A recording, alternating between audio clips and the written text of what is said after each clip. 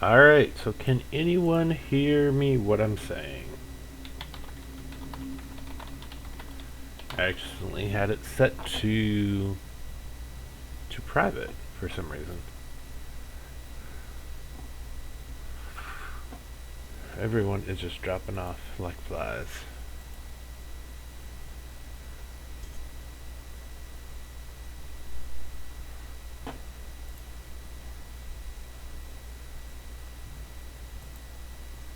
Hugo, you can hear me. Perfect.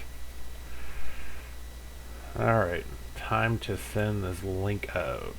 Copy.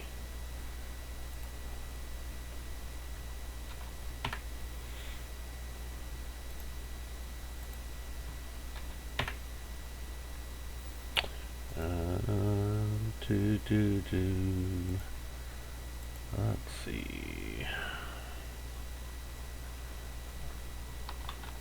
I'm live.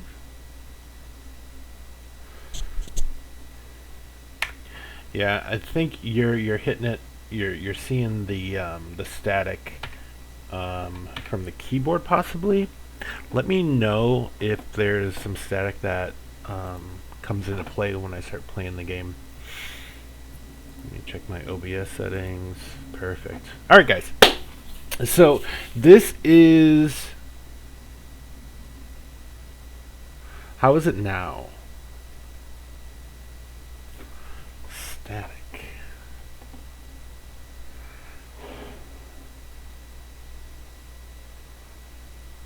Testing 1, 2, 3. Is this any better?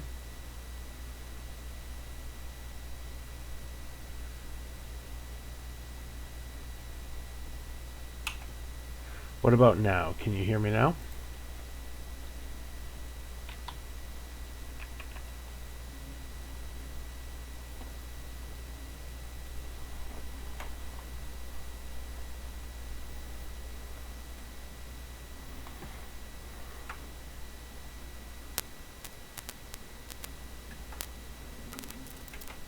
What about now?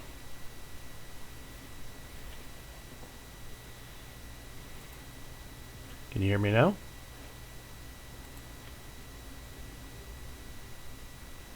Okay. Alright, so I'm going to have to test this audio again because I don't know why I'm having such a hard time with it. So I want to do a live stream on Star Trek Birth of the Federation. Of course, I've talked about this game so many times. Okay. And I really want to introduce you guys to it. Like I've said before, this game was made for PC back in. Okay, yeah, I gotta do something seriously on my audio. So this game was made for the PC back in 1999, and the first time I did this video, there was a lot of skipping in the audio on the game, so I have shut off all of the sound from the game, but the sound is pretty great to have enacted. So if I do convince you to get the game, definitely turn on that sound. There's a great overlay of diplomacy between all the races with that sound, a lot of red alerts and things like that. So in Star Trek Fleet Command, in Star Trek Birth of the Federation, you can be one of 5 factions. You can be the Cardassians, the Federation, the Ferengi, the Klingons, or the Romulans. And every single faction does something very differently. And and whatever faction you choose is really going to determine the type of game you're going to be playing. So I'm going to talk a little bit about the initial setup of the game, how I'm going to be going forward, and I'm going to start from a level 1 in this video. I'm going to do another video at level 5, and you're going to see a completely different gameplay. A couple of things I love about this game is it's never the same game. You're always starting a new game, and you're going to run into very different minor species along the way. They're not always in the game. It's so randomized. So part of that randomization is the shape of the galaxy. The shape of the galaxy that you choose determines when you're going to meet alien races, what kind of resources you're going to have in the galaxy, things like that.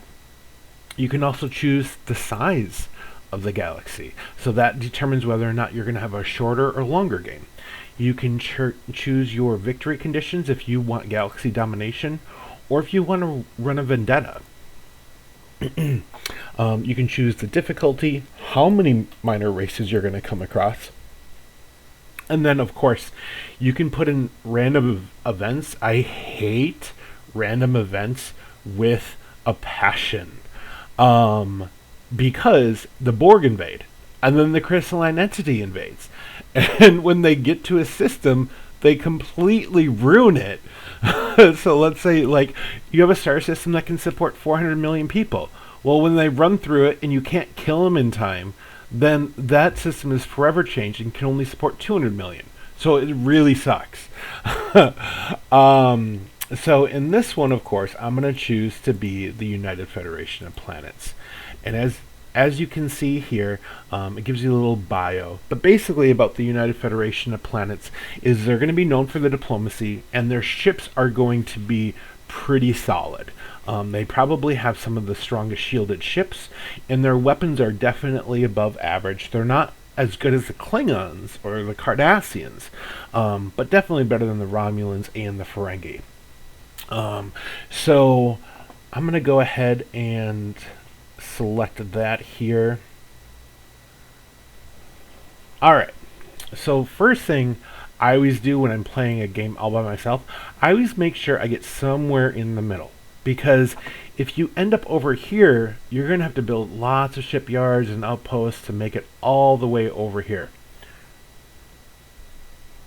Thanks, Don. I really appreciate that. That means a lot to me. So when you start out at a level 1, you get a colony ship and you get a science vessel. It's a no-birth class science vessel. Science vessels are really great because they can scan all the sectors around them. So if there's an alien, lurking in a sector adjacent to you, the birth class can detect that ship. Also, if there's any random events going on, things like that. And they have a really long range once they get upgraded. So you're going to start in the Sol system, and this is our solar system, as you're very well aware. It supports a maximum population of 335 million people, which is a really good number. I always shoot for terraforming and colonizing systems over 200 million people. It's a magic number that I look for. If it can't support at least 200 million, I really don't terraform it. It's not worth the trouble for me. And then, as you can see, the max population is only 210 million so far.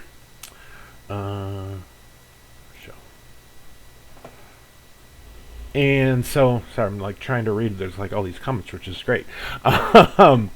210. So that means as long as I'm producing enough food, my system is going to grow to 335 million. And there's all these little icons in the system. Here's some. This little crystal means there's dilithium in the system. This is an energy bonus, and this is a food bonus. And that definitely comes into play a lot in managing resources for each star system. Hugo, I agree. Hugo says, I hate when the stupid random meteor changed the climate on one of my planets. And I agree with that, Hugo. He says the Ferengi AI is always cheating, and it's very true. I'm going to get to that when I talk about diplomacy. So this is what I do when I first start a Federation game. And keep in mind, this is only for Federation.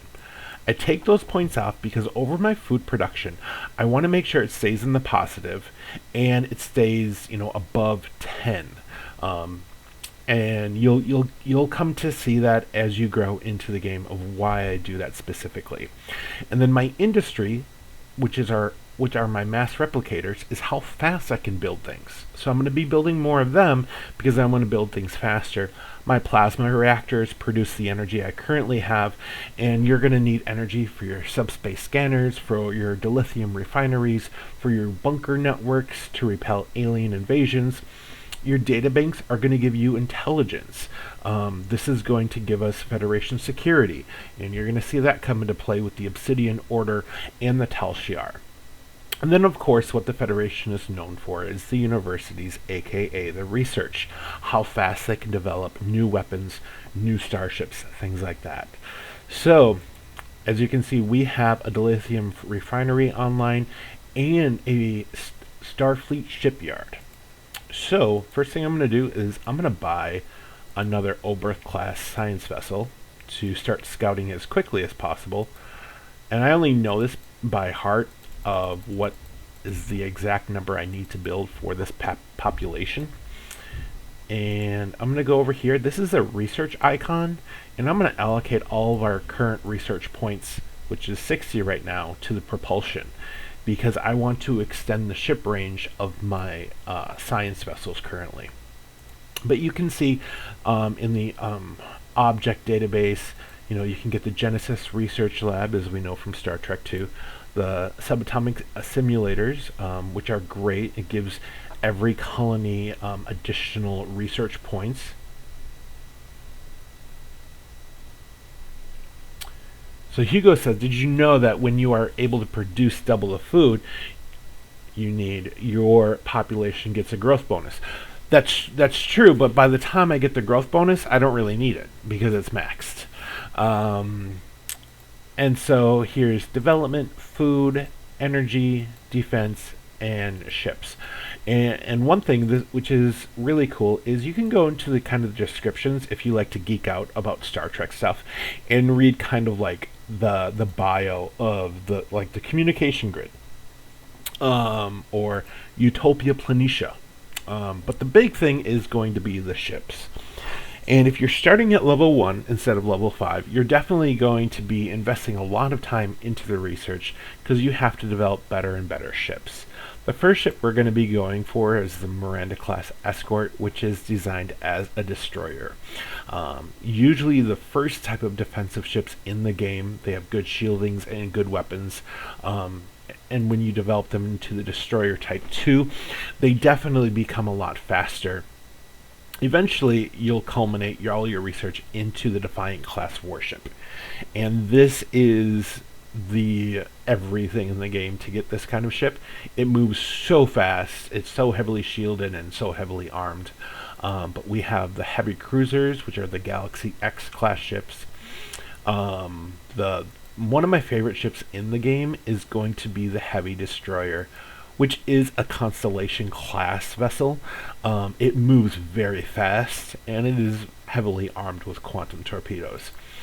But we're a little bit way off from that, so I'm going to go ahead and set these systems with these little icons. They're the stars. They're the suns of the system, which could be intelligent life. It could be a minor species, so we're going to definitely take a look and send our ships there.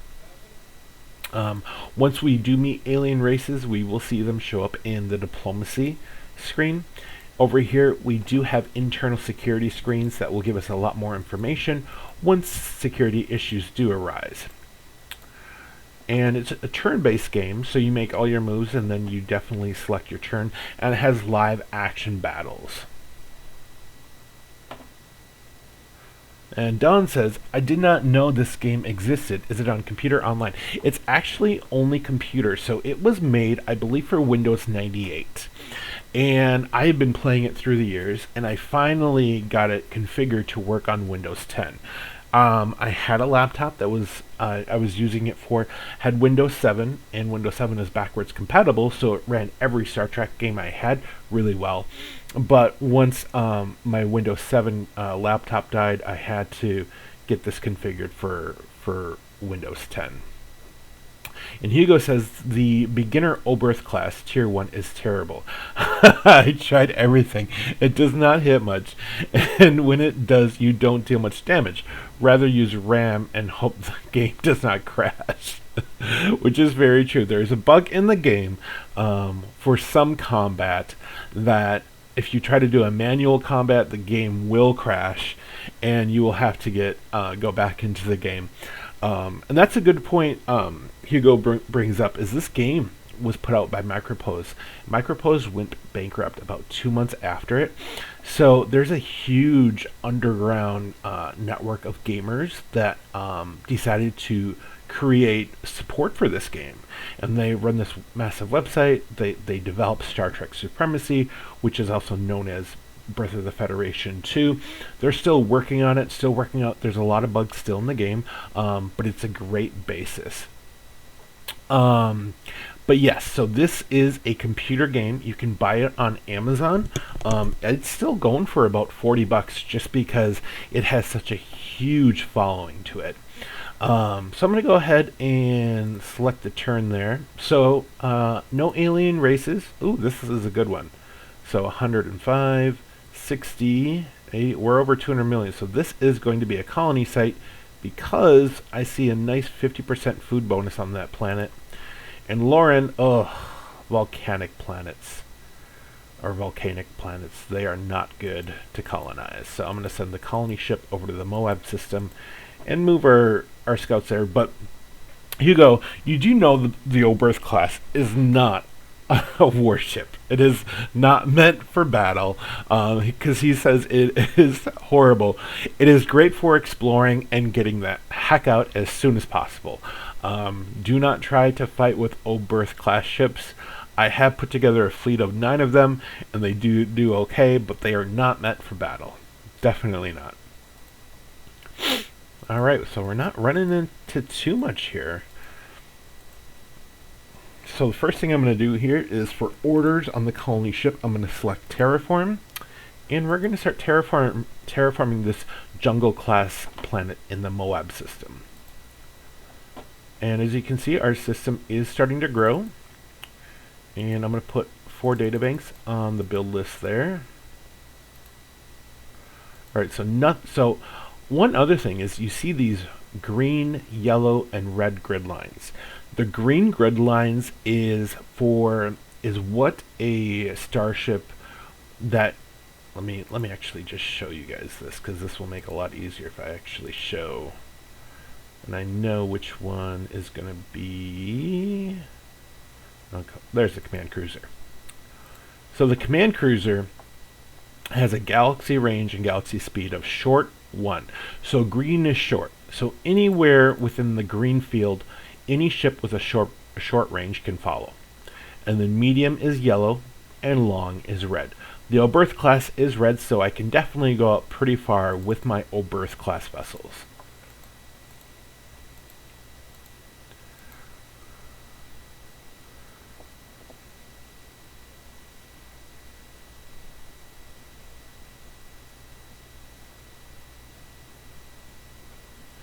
Group up, colony ship troop transport. You can terraform every planet in 1 round rather than... Oh, that's... So Hugo says you can use a bug. Group up a colony ship and a troop transport, and you can terraform every planet in 1 round rather than 12 rounds. It's a really good idea. Also, another good idea is when your ships or your outposts or your star bases are about to be upgraded, you can build as many as you want and they'll automatically upgraded. Like a outpost type 1 will be upgraded to an outpost type 2, which is a bug that I definitely use in the game, which is really nice because it definitely takes a little bit longer turn-wise to build an outpost 2 than an outpost 1. But that's getting ahead of myself. Alright, so we broke through in research propulsion. So the first drive system to significantly exceed the speed of light. This system can propel a starship at true warp velocities. It functions by reshaping subspace around the drive system. So we got continuum distortion propulsion. And we're going to keep our research points in the propulsion because I want propulsion 3 before I work on anything else. As you can see, it moved the red lines out, so we got longer ship ranges because of that research. Let's see. Alright, so we got some stars here, so hopefully we'll run into somebody soon. Alright, so we ran into the Packleds. And they are a shining example of what happens when the Prime Directive is ignored. However, their skill at obtaining technology is to be admired. So this is one thing about minor species, that once you do bring them into the United Federation of Planets, they bring something for you. And let's see here. So the Packleds search for things that make them go, things that make them strong. Occasionally they find something new and really useful. The Packled Collection Facility allows these discoveries to be used by allied worlds. So the Packleds bring the Packled Collection Facility. It's not that great, to be honest. It increases research points by 100 points and needs a lot of energy to run. But that is what they would bring to your faction if you do convince them to come in. So what happens here is, right now we're neutral. I'm going to send them a friendship treaty. It's really not the best to send a treaty when you're neutral without some money. Usually they want some money. They want a bribe. But I don't like offering money right away. I like kind of testing it and pushing it and sending them, friendship treaties like 3 times in a row with no money. Sometimes that might anger them, and you might lose neutral and go a little bit more negative. And Don says, hello to me. There's so much funny but very smart at the same time. And so the diplomacy really comes into play with the major factions, because they're a bunch of jerks. They really are. They are. I'll explain that to you guys later. But yeah, basically you can bribe a lot. And while you're trying to get an alien species to come into your faction, you have other factions bribing them to hate you. So it's an interesting process.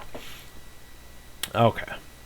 Alright, so now we ran into the Chelnoth, and the Chelnoth are a brutal race and should be approached with caution and respect.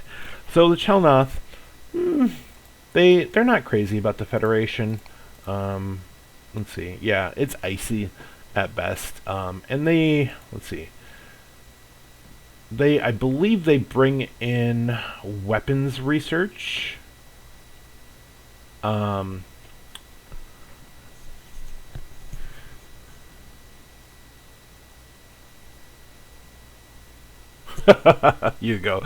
says, it took me 2 years to find out that you can have trade routes to other races, and this little extra income will slowly improve your relationship with minor races.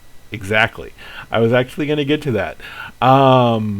It's very true. The Ferengi is the only faction in the game that can open up trade routes without having any treaties. Everyone else, you need at least a friendship treaty to open trade.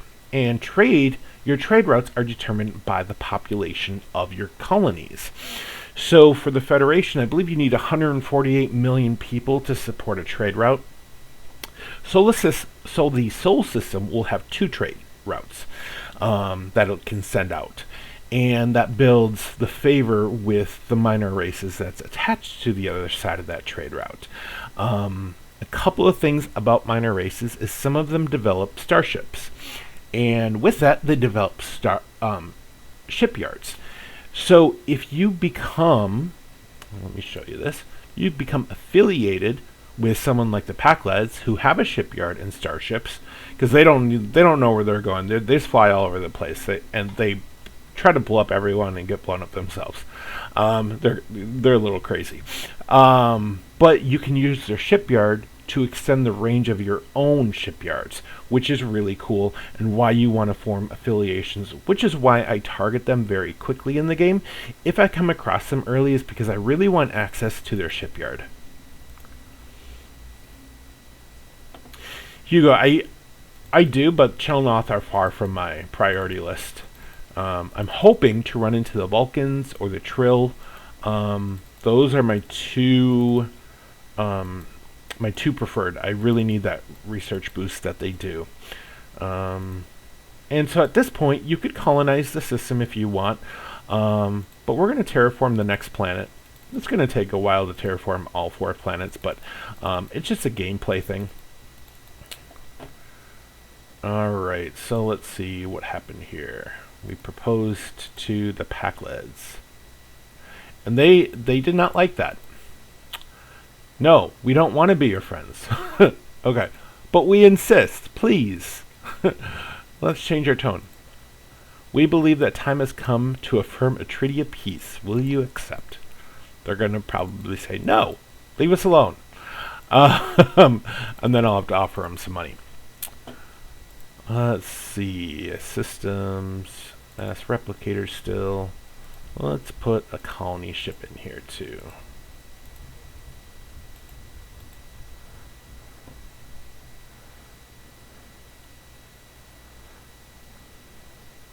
Alright, so turn that. Oh, who do we have here?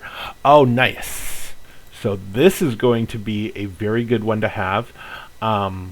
This little structure right here is friendly, but it watches over the people in the system. So before I go there, and Hugo, don't spoil it on who it is. Okay, this one, I'm not going to go there yet. Let's see. Okay, so they want money, basically. So let's offer 320 credits. Doraf.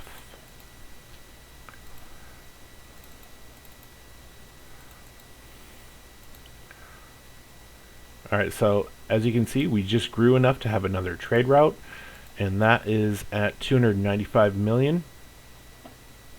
Yes, it is.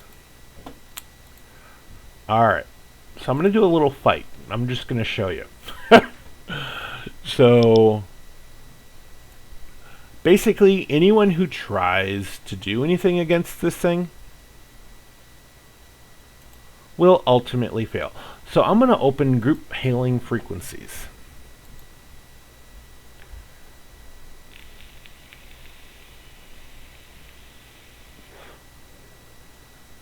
So they appreciated that. They did not fight us at all.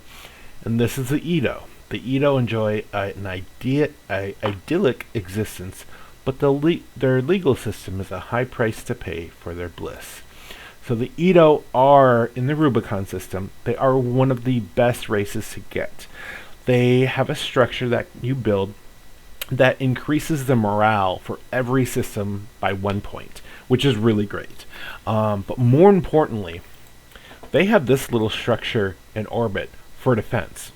So if let's say the Edo is part of the Federation, and and the Klingons try to send an invasion force into the Rubicon system to enslave them, this thing will destroy every single one of their ships, every single one.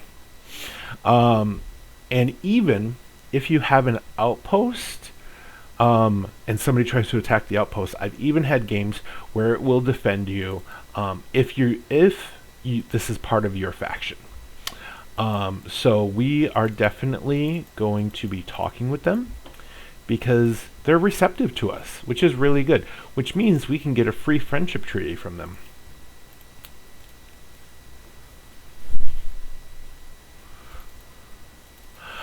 So Hugo brings up a good point. So the order of the ship. So right now my ship is on engage, which means it's going to engage any ship it comes across. If I put it on avoid, it's going to try to avoid combat, which may save it in the long run. And this system I definitely want to get to because this will make a great colony, the Creo system. I can pretty much eyeball what that looks like. Oh, and another thing. These systems have nebulas. Combat gets interesting with inside of a nebula because your shields will not work inside of a nebula.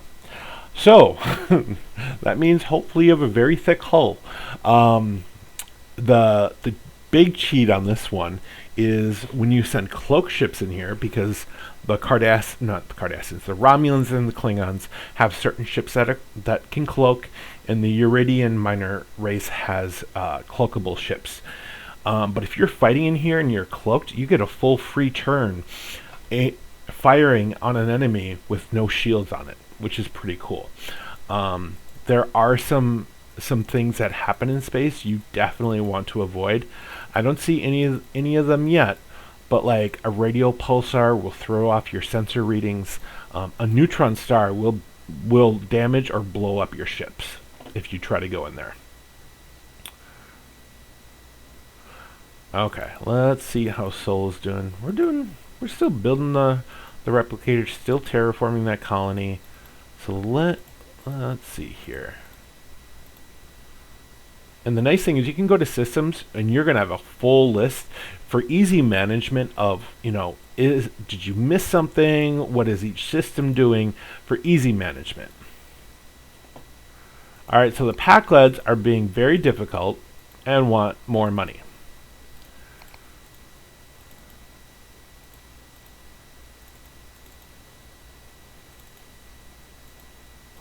Alright, let's see here. Alright, so the terraforming is done there. Click on that barren class planet.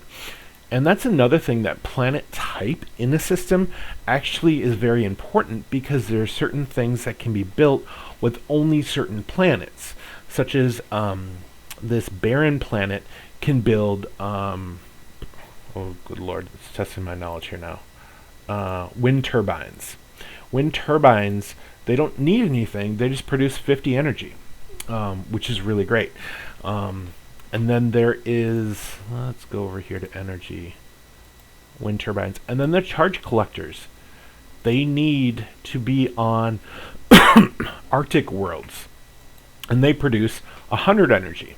So it's really important to take a look at the type of planets that you have as well in a star system. Oh, and then we have a wormhole here. So Hugo says, usually the AI does not like it when you send a treaty instantly. Rather ignore them 1 or 2 rounds and then send a treaty, and then they send a treaty themselves. The Edo usually like to join you outright. It's very true. I am very persistent with my treaties, and especially when I come against the Cardassians or the Romulans, I really hate them with a passion. So I like to invade their territory and find every minor species that they are trying to get a treaty with and bribe them out from under them so they can't make them any stronger. Okay, so we just ran into the Talarians. The Talarians are skilled warriors and highly territorial. We should approach them with caution and respect. So, and the Edo just accepted a friendship proposal. So now, we can go ahead and send that to the Rubicon system. Start making money on that trade route. And then Talar is going to be down here, and I'm glad they didn't have new warships built yet, because they would have blown me up. The Talarians build warships, and they're very good warships, actually. And any time that there's a minor race that you bring into your faction, you get all their stuff. All their warships come into your fleet, which is really helpful at times.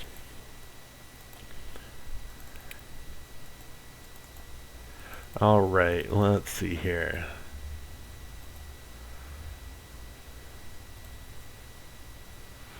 Ouch! Packleds are just hating on me right now. Like, they're making me pay the full 960.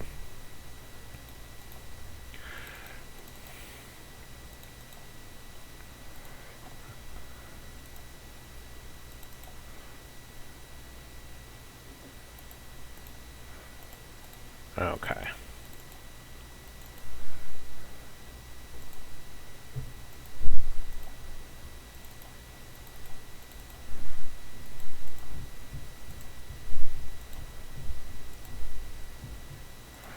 Wow. They're jerks. 1280. Hugo says, I hate the Cardassians. They always do espionage and sabotage. Even against me, the player. They only stop after you sign a full alliance. I agree. And the Obsidian Order is... they're just jerks. They're They will poison your water supplies, they'll steal your research, they'll steal your warships or destroy them, blow up your outposts, they'll do everything, and it sucks.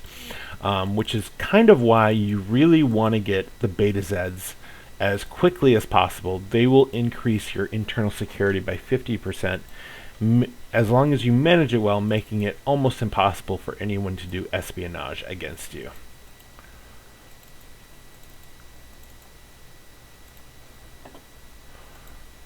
Alright, so the Packlets finally accepted.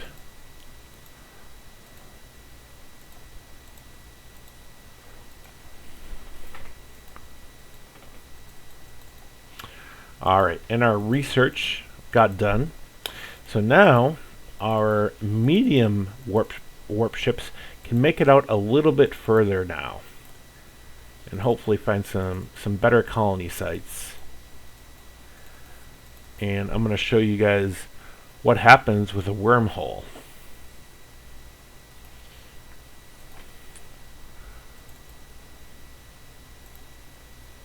Alright, so we just met the Bolians, and the Bolian talent for cosmetic alteration will be coveted by enemy intelligence agents. So the Bolians, they, I believe, increase your espionage by 50%. But when I do sabotage, when I'm playing as the Romulans or the Cardassians, I don't do espionage. I want stuff. I want to steal their warships. So I always do sabotage. So the espionage stuff, because the Iridians do espionage bonus as well, I've never really utilized. Have you ever utilized it, Hugo?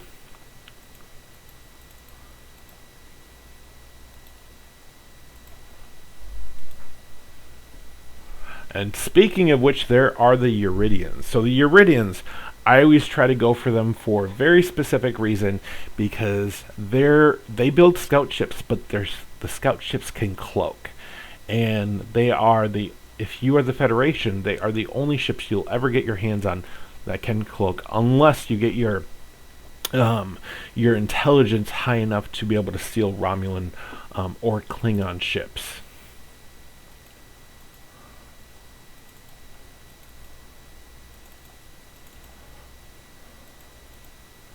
Alright, and another thing here is we can kind of see where the other main factions are.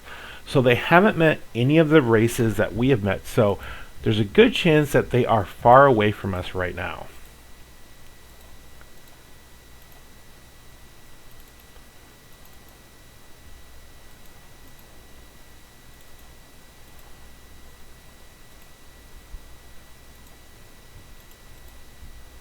And I think I forgot to move this. Yep. Some research and energy. Ooh, and we just met the Bajorans. The Bajoran Jalanda Forum is a model of open discourse which can only improve relations between Federation members. So like the Ego, the Bajorans bring in the Bajoran Jalanda Forum, which increases morale by 1 point in every system across your empire. Bajorans, they also develop starships, but you gotta leave them alone for quite some time before they develop their starships. If you let them in too soon, they will never develop them.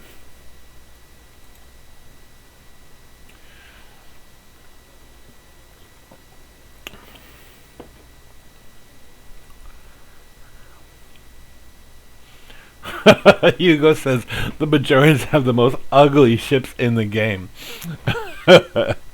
It's been a while since I've seen a Bajoran fighter, but I'm pretty sure you are right about that.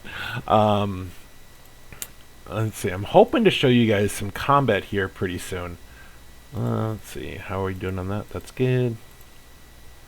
Alright, energy is done, so I'm going to go over to food production and research level 2 of that. Alright, so right now we've explored everything within our shipyard radius.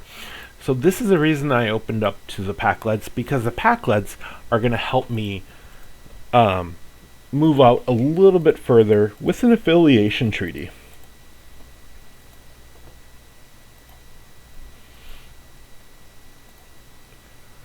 Alright, so as you can see here, we can actually go out a lot further now. So I am actually gonna pull that out there, and Let's send that over there. And to start explore these systems here.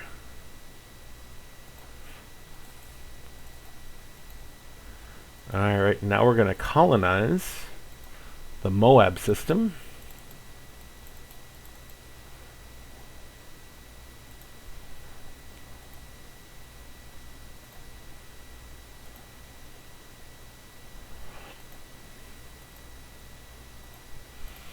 Bajorans offer a friendship treaty because they were receptive with us, which is good.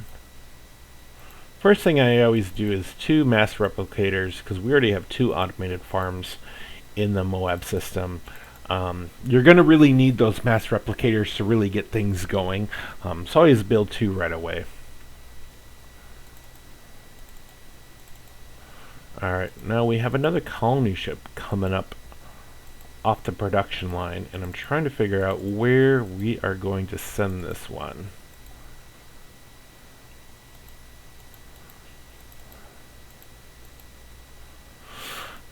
There's nothing really within range too much.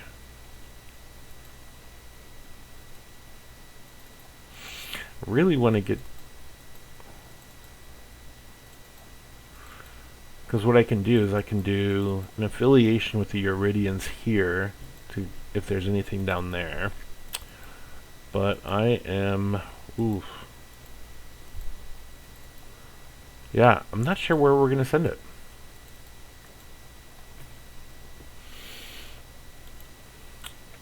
Possibly to Babel. 65, 120. Yeah, it's a decent one, and it has dilithium in it, and a additional food bonus.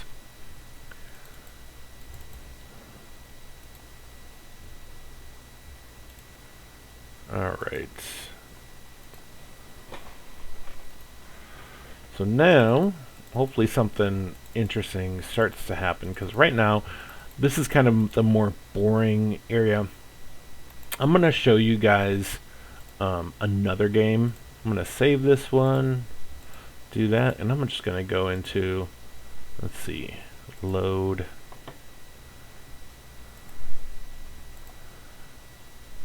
Alright, so this is a game where I'm playing as the Cardassian Union, and things went down really fast. So this is a game where I started as level 5.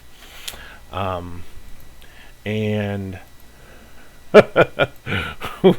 we kind of enslaved several races. We enslaved the Angosians, the Caledonians, the Catarians, the Nausicaans, the Sheliak, the Talarians, and the Uridians, and welcomed the Vulcans and the Mazarians as members, and we are affiliated with the Ulians.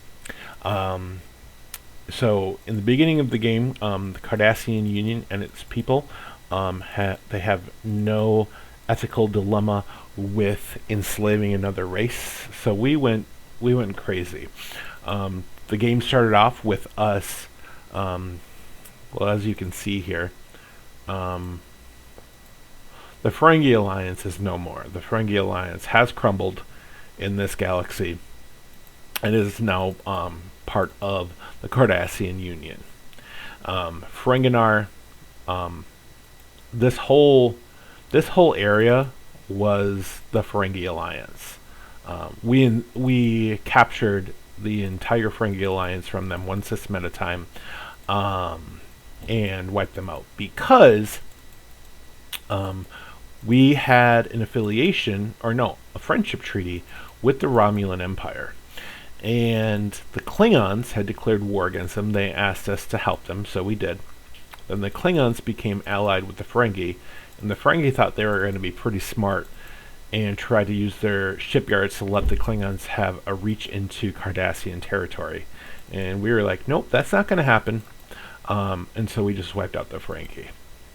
We have a couple of Klingon ships flying through, which is not a good thing. I built some star bases for defense in this area, and now the Romulans turn their backs on us and have declared war on us and allied with the Klingons. So it's kind of a pickle we found ourselves in. This is the most recent system we've taken from them. We are building a starbase in Caledonia, since it is on the Klingon border. And let's take a look at Cardassia Prime. Let's see what we can build here. Let's see how much money we're making. 519 credits. It's not a lot. So,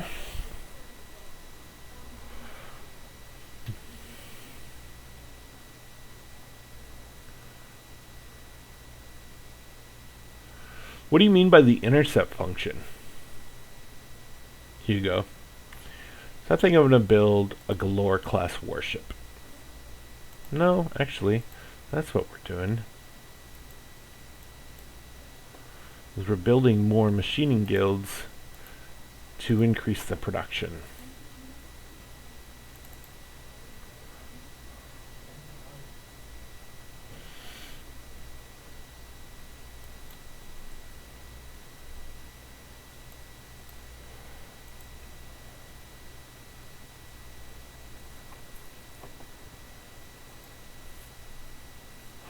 Oh, I've never used the intercept.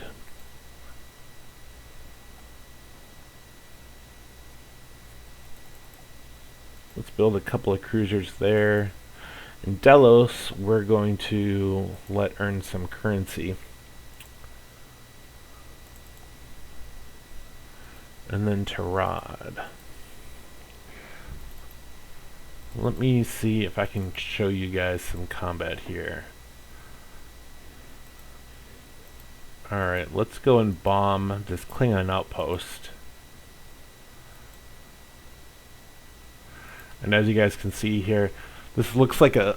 Oh shoot, I should not be sending those ships over. They are repairing. Okay. Alright, so I'm going to send some destroyers. But we did manage to steal a Klingon battle cruiser. I believe it's a D7, which was pretty cool.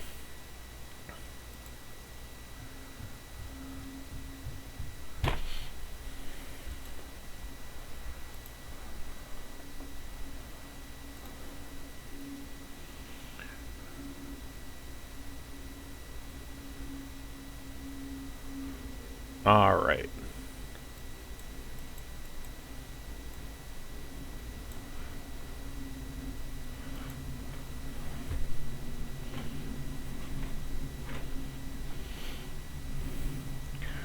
Alright, so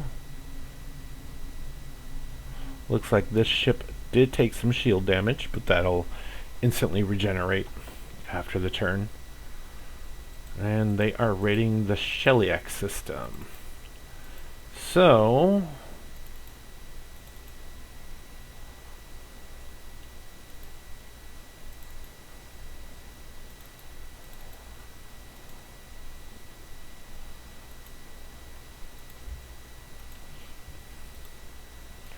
bring these destroyers over to Shelia.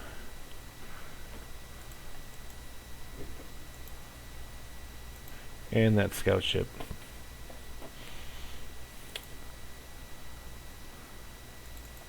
The Vulcan system, they need to keep working on their assembly yards. It gets a lot better when there's more of an equal battle going on, but right now I have the Klingons on the run. They're hoping the Federation is going to come in and swoop me out. Right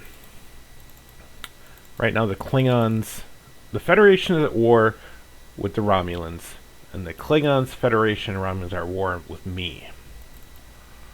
So hopefully I can keep them distracted enough. I need to remove these Klingon planets up here. They have 7 warships up there. I was hoping to steal some of them.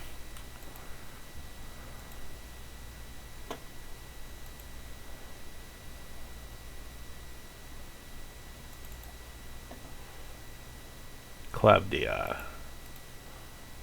Oh, shoot.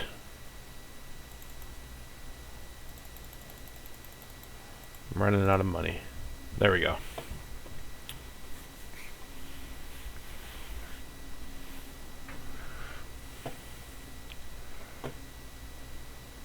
So as you guys can see here, my credits per turn keeps fluctuating. It's because I'm running a balance sheet on the amount of starships I've produced, and basically what we can support.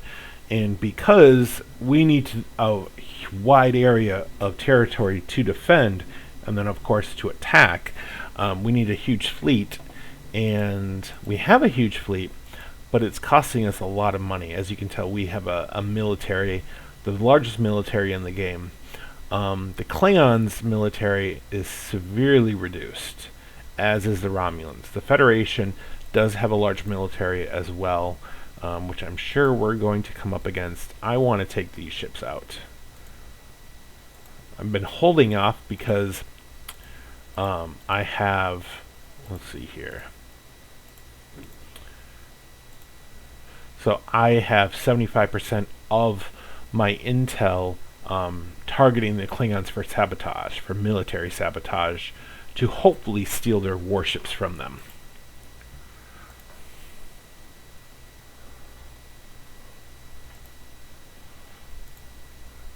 Let's see here. Those cruisers need to get repaired before I invade this system here.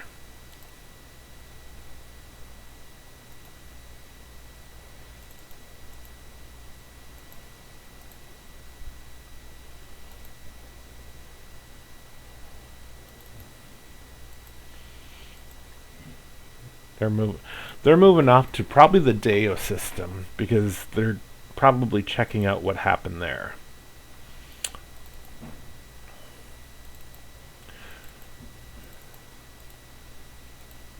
So this little icon, this little 5 or probably an S, is a starbase.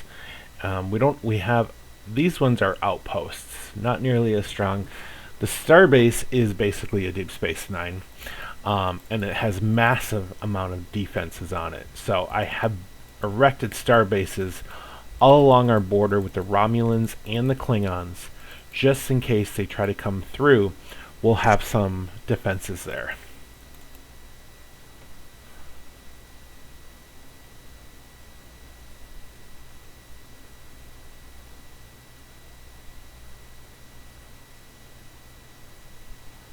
Hugo, I actually use that in every faction. So Hugo says, a system like Cardassia allows you a special tactic. Build a ship on the main production planet, which is Cardassia Prime. Let it finish, then sell it, get the credits, and then use them to buy the ship on an outer rim system. So what Hugo is talking about is, since my main system is Cardassia Prime, it produces ships really fast. He's saying to produce a ship, sell it so you get more total credits, and then use those total credits to buy it on one of these systems, which is a really smart tactic. I have not done that myself, but I think I might actually do that. So I'm just going to go ahead and scrap these cruisers, and I have 22,560 for credits.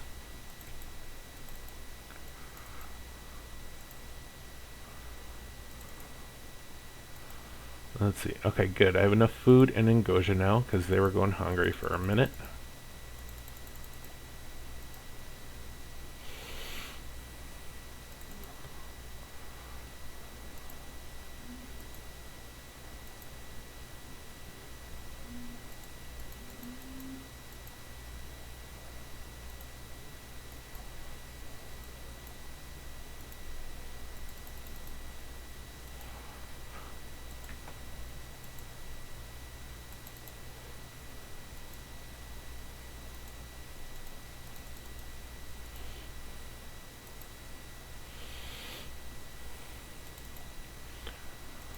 Managing everything right now. That's actually what I'm doing.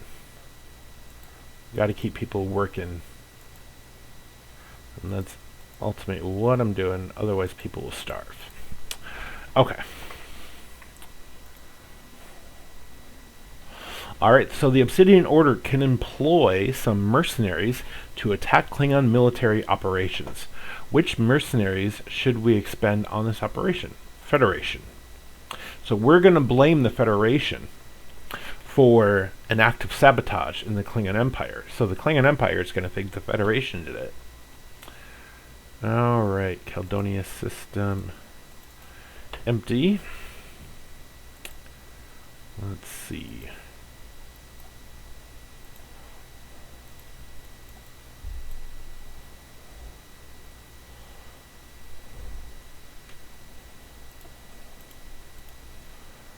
Alright, so now we're at 33,000. Okay.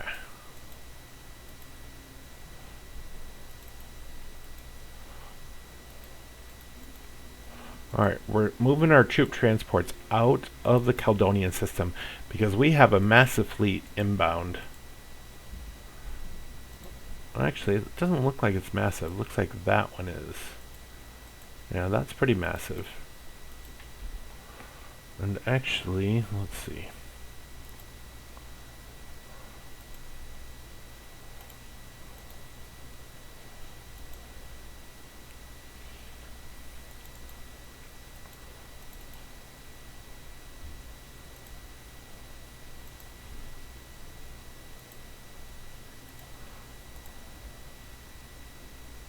A Klingon scout ship has been destroyed. So that's very good. Alright, so they are trying to rebuild. And we're going to have to let them rebuild because these ships are... Well, actually, that's what I could do. I could just remove them. Let's see. Cruiser. Bring in this battleship. And this one. And leave those three out.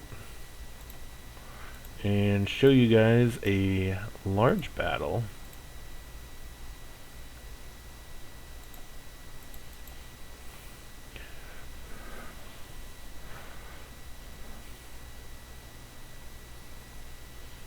So let's rewind this.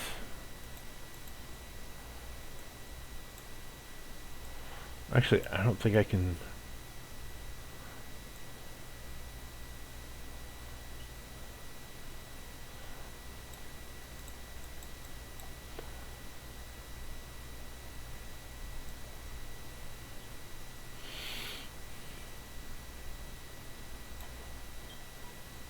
The ship is too far away. I can't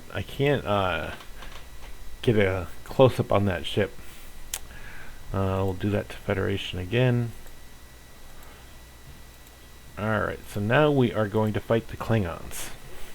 So now, okay, Hugo says, it is really too bad that the artillery ships in Birth of the Federation are almost useless.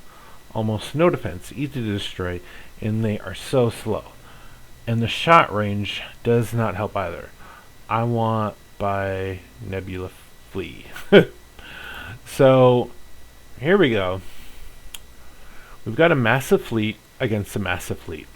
So let's just take a look and see who might possibly win. So,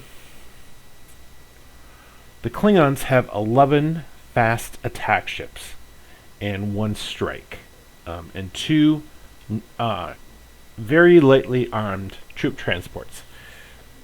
We have 8 command cruisers and 9 destroyers. So I'm going to have the destroyers go after their ships and then charge. We're going to target. Everyone's going to target the destroyers.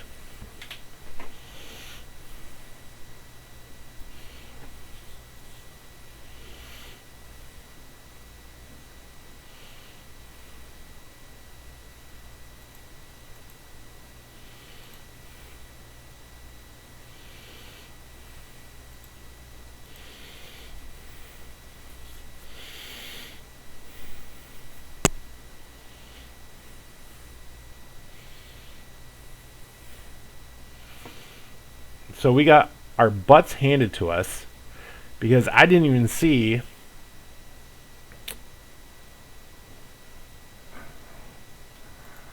I did not even see their battleships.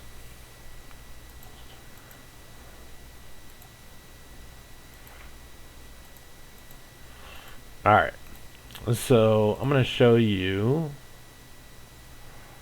a Federation game. Alright. So this is definitely when we're more developed. And let's see what is going on in the universe. So the Federation is at war. I missed it. So Federation is at war with the Klingon Empire. Everyone else is at peace. The Klingons are more than likely declaring war on us because they're kind of stuck in this little corner. Just to show you. So this is all Federation territory. These are the Cardassians, the Klingons, the Ferengi, and the Romulans. As you can tell,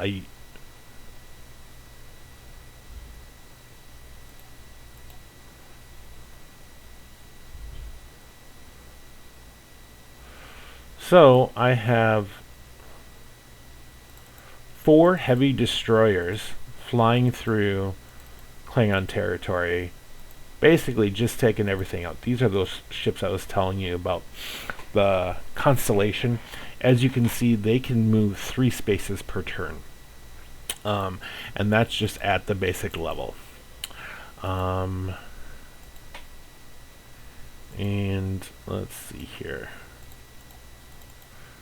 We also have several ships. We have 6 Vulcan warships that are raiding the Ferenginar trade routes. The Nagus is not very happy. We have another 3 ships in the Binar system watching it because they just joined the Ferengi Alliance. Have a good night, Hugo. And I should probably go as well. It's a really good sign because I could go on and on about this game. But let me know if you guys want to see anything. I'll quickly go over the diplomacy here. So the Sheliak, they're offering. So I have the Sele, the Vulcans, the Trill, the Euridians, the Melkorians, the Chelnoth. I have so many races in this Federation now. Andorians, the Edo, the Angosians, the Antedians, the Benzites. There are so many races. Let me know if you guys just want to see a game of me playing this for, like, I don't know, an hour or so from the start, from level 5. Post those comments down below, and I would love to do some more footage of this game. Like I said, I love this game. It's awesome. It could go on forever. But you guys have a good night, and I will talk to you later.